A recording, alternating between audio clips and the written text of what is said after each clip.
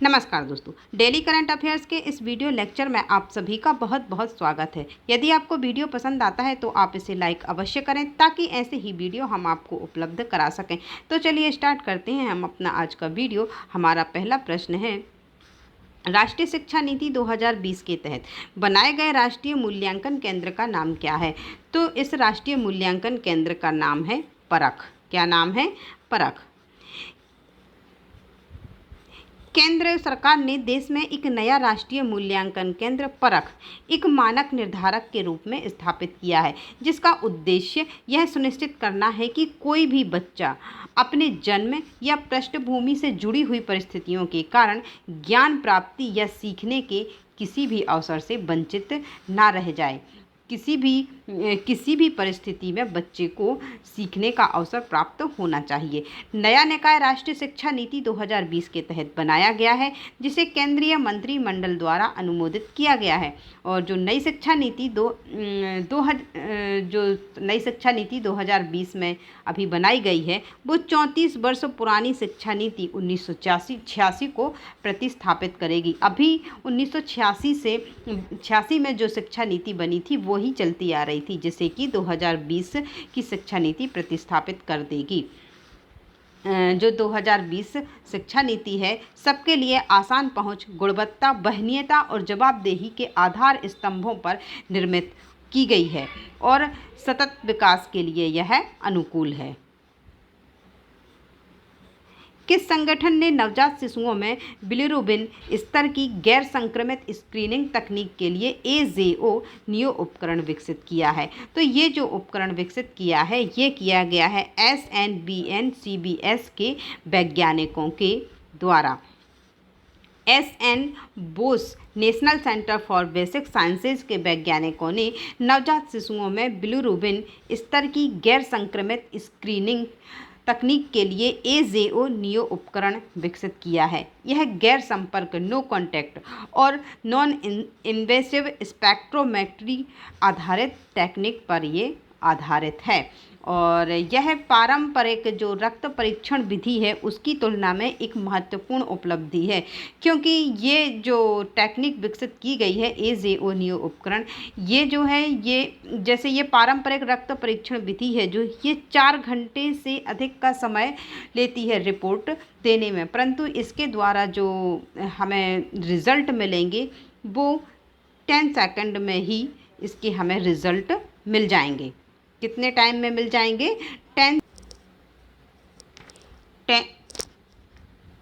10 second में ही हमें इससे जो AZO नियो उपकरण है इसके द्वारा हमें रिज़ल्ट मिल जाएंगे। और ये अमेरिकन एकेडमी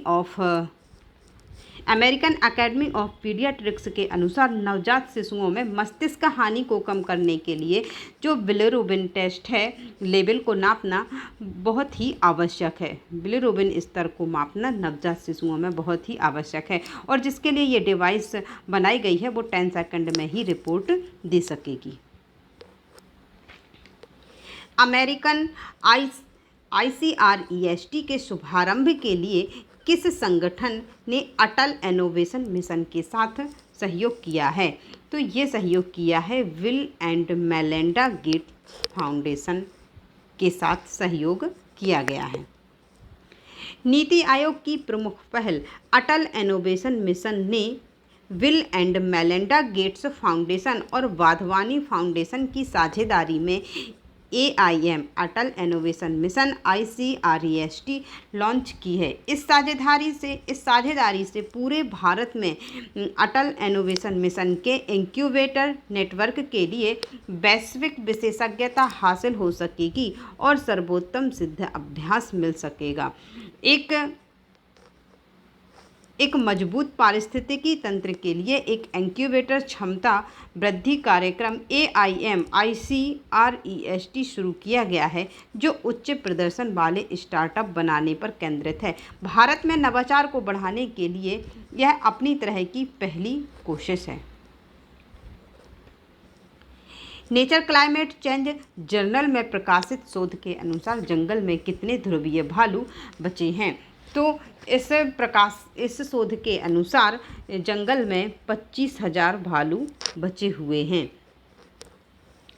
जंगल में लगभग 25,000 ध्रुवीय भालू बचे हैं, लेकिन जलवायु परिवर्तन उन्हें विलुप्त कर रहा है। जलवायु परिवर्तन के कारण ये इनका बचना भी मुश्किल ही है। नेचर क्लाइमेट चेंज जर्नल में प्रकाशित शोध के अनुसार ध्रुवीय भालू एक मानव जीवन काल के भीतर गायब हो सकते हैं। एक मानव जीवन काल लगभग 100 वर्ष, हम एक मानव का जीवन काल लगभग 100 वर्ष मान के चलते हैं, तो इतने टाइम में ये जो ध्रुवीय भालू हैं ये गायब हो सकते हैं। शोधकर्ताओं ने 13 उपयोगों में से 12 का विश्लेषण किया और पाया कि आर्कटिक में परिवर्तन की सरपट गति से, मतलब जो आर्कटिक में परिवर्तन हो रहा है, जलवायु परिवर्तन हो रहा है, वो बहुत ही तेज़ गति से हो रहा है और प्रजातियों की 21 जो ये ध्रुवीय भालू की जो प्रजातियां हैं 2100 ईस्वी तक इनके विलुप्त होने की संभावना है। जुलाई में शिकागो विश्वविद्यालय के ऊर्जा नीति संस्थान द्वारा मूल्यांकन के अनुसार कौन सा देश विश्व में सबसे अधिक प्रदूषित देश है? तो सबसे अधिक प्रदूषित देश है बांग्लादेश। कौन सा देश है? बांग्लादेश। भारत में प्रदूषण के स्तर ने औसत भारतीय जीवन प्रत्याशा को 5.2 वर्ष कम कर दिया है। कितना कर दिया है कम? 5.2 वर्ष औसत जीवन प्रत्याशा। इतना मनुष्य की जो आयु है लगभग इतनी कम हो गई है प्रदूषण के कारण, और यह भारत में यह गंगा के मैदानी इलाकों में रहने वाले लोगों पर सबसे अधिक प्रभावित करता है प्रदूषण। शिकागो विश्वविद्यालय में ऊर्जा नीति संस्थान के एक आकलन से यह पता चलता है कि 2016 से 18 के बीच स्थिति में काफ़ी सुधार हुआ था, परंतु अब उसके बाद वही स्थिति हो गई है। जो भारत है बांग्लादेश के बाद दूसरा सबसे प्रदूषित देश है। फर्स्ट नंबर पर तो बांग्लादेश प्रदूषित है, भारत भी कम नहीं है। भारत दूसरे नंबर पर, भारत की स्थिति भी कुछ ठीक नहीं है। दूसरे नंबर पर कौन सा देश है? हमारा भारत। जुलाई 2020 में जिन लिकुन को निम्नलिखित में से किस बैंक के अध्यक्ष के रूप में दूसरे कार्यकाल के लिए चुना गया है? तो जिन लिकुन को चुना गया है एशियन अवसंरचना निवेश बैंक के अध्यक्ष के रूप में, जिसमें इनका दूसरा कार्यकाल होगा। जिन लोगों को बैंक के बोर्ड ऑफ गवर्नर्स द्वारा एशियाई अवसंरचना निवेश बैंक के अध्यक्ष के रूप में दूसरे कार्यकाल के लिए चुना गया है। चुनाव परिणाम की घोषणा 28 जुलाई 2020 को बैंक की 5वीं वार्षिक बैठक के दौरान जो एशियन अवसंरचना निवेश बैंक है इसके बोर्ड ऑफ गवर्नर्स के अध्यक्ष द्वारा की गई थी। अध्यक्ष जिनका दूसरा कार्यकाल इनका 16 जनवरी 2021 से शुरू होगा। किनका? जिन लुकुन का दूसरा कार्यकाल 16 जनवरी 2021 से शुरू हो जाएगा। एशियाई अवसंरचना निवेश बैंक एक बहुपक्षीय विकास बैंक है जिसका उद्देश्य एशिया प्रशांत क्षेत्र में बुनियादी ढांचे के निर्माण का समर्थन करना है। ग्लोबल एनवायरनमेंट फैसिलिटीज द्वारा वित्त पोषित एक परियोजना ग्रीन एजी को मिजोरम में लॉन्च किया गया है। निम्नलिखित में से कौन से राज्य हैं जहां परियोजना को लागू किया जाएगा? तो इसके अलावा और मिजोरम के अलावा और कौन से राज्य हैं जहां इस परियोजना को लागू किया जाएगा? तो वो राज्य हैं मध्य प्रदेश, उड़ीसा, राजस्थान। ये तीनों ही राज्य शामिल हैं, तो हमारा आंसर हो जाएगा ए, बी एंड सी।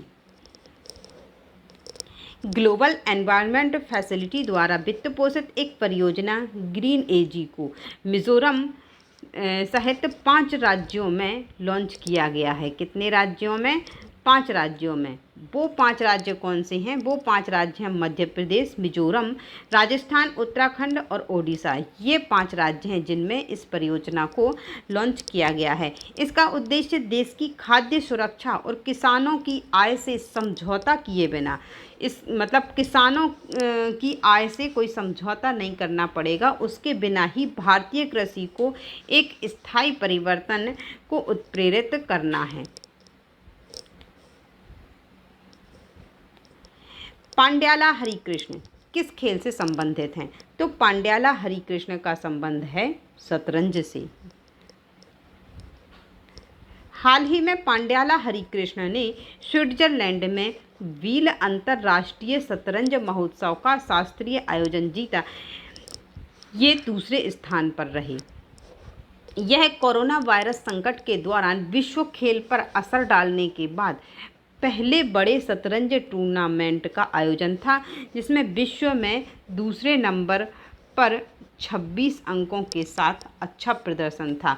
जो पांड्याला हरिकृष्ण हैं, इनका ये दूसरे नंबर पर रहे और इनके अंक कितने थे? 26 अंकों के साथ इन्होंने दूसरा स्थान प्राप्त किया और ये इनका अच्छा प्रदर्शन रहा। फर्स्ट नंबर पर पोलैंड के रेडोस्वाल बोजेटजैक 37 अंकों के साथ ये पहले स्थान पर रहे। अगस्त 2020 में किस राज्य में कई जिलों में एक मास्क अनेक जिंदगी नामक एक जन जागरूकता अभियान चलाया जाएगा? तो ये जो अभियान है ये चलाया जाएगा मध्य प्रदेश में। कहाँ चलाया जाएगा? मध्य प्रदेश में। मध्य प्रदेश के कई जिलों में एक मास्क अनेक जिंदगी, जिसका अर्थ है एक मास्क और बहुत सारी जिंदगियां नामक एक जन जागरूकता अभियान चलाया जाएगा। इस अभियान के दौरान लोगों को कोविड-19 संक्रमण से बचाव के उपायों के विषय में बताया जाएगा। नगर निगम उसी थीम पर शहर में एक जन जागरूकता रथ भी चलाएगा।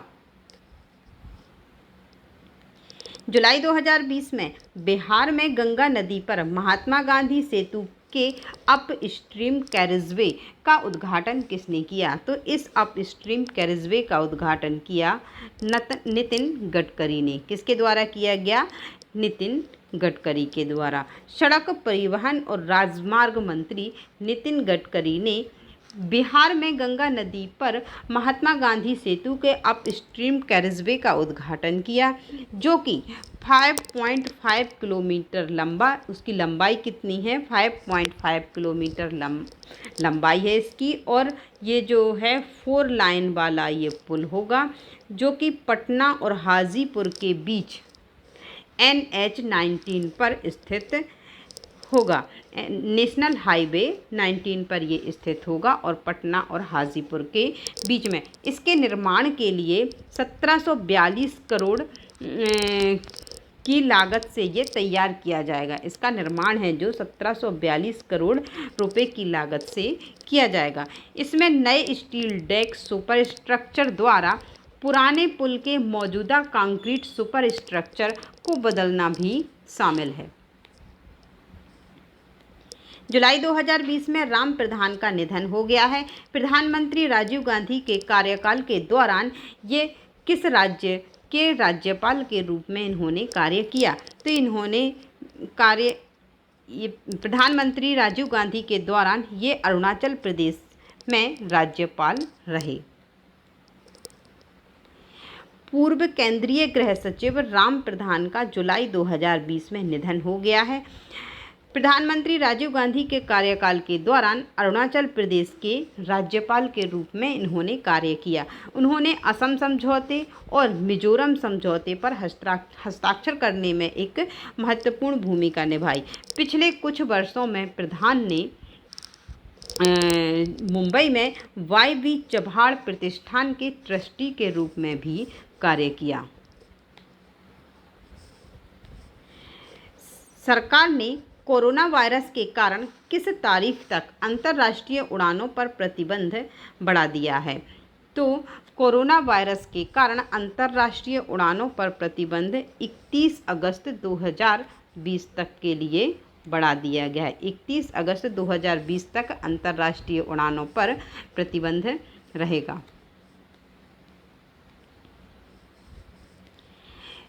सरकार ने कोरोना वायरस महामारी के कारण 31 अगस्त 2020 तक अंतर्राष्ट्रीय उड़ानों पर प्रतिबंध बढ़ा दिया है। हालांकि यह प्रतिबंध अंतर्राष्ट्रीय ऑल कार्गो संचालन और उड़ानों के लिए लागू नहीं होगा, जो विशेष रूप से DGCA द्वारा अनुमोदित हैं। उनके लिए यह प्रतिबंध लागू नहीं होगा। भारत में राष्ट्रीय तालाबंदी की घोषणा से ठीक पहले 22 मार्च 2020 को पहली बार अंतर्राष्ट्रीय उड़ानों पर प्रतिबंधित कर दिया गया था। आज का वीडियो करते हैं हम यहीं पर समाप्त और मिलते हैं अपने कल के वीडियो में। वीडियो देखने के लिए आपका बहुत बहुत धन्यवाद।